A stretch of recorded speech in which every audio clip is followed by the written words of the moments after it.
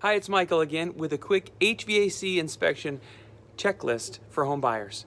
Take a quick minute with me and I'll show you how to inspect this HVAC system for a new house, an old house, it doesn't matter. Some of the basic tips and a checklist for you. So come along with me, let's go. We're in the attic. You can also find the AC system in the closet, and it's the same scenario except the AC system is upright in the closet instead of horizontal like this. There's just a few quick things I want to show you. First of all, let's make sure that the system can drain properly. Main drain, secondary drain. When the main drain clogs, and it does clog, it will cause the water to build up in the pan in this unit here. And that's why you need this secondary line.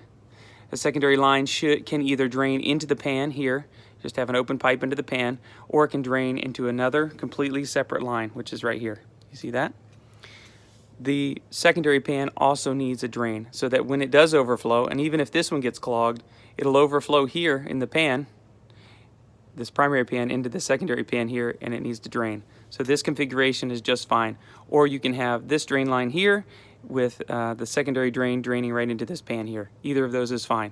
There's an emergency float switch here. This float switch turns the unit off if water builds up in this pan just before it flows over onto the attic space here and into the finishes below, drywall on the ceiling below. It'll turn the unit off. So you want one of those. They're really cheap, inexpensive, but they'll save you a lot of money.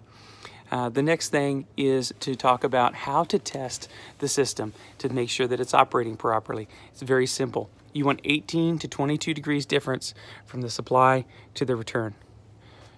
Very simply, grab a thermometer. It can be a meat thermometer from Home Depot. And you want to get the temperature here. Turn on the system in the AC mode and maybe allow it to run for maybe 5 or 10 minutes to get up to speed. And then put one there in the return, the supply side, and one in the return side. And just subtract the difference. The difference needs to be 18 to 22 degrees.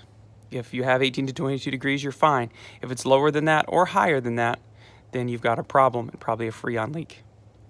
The third thing is sufficiency of the unit for the house.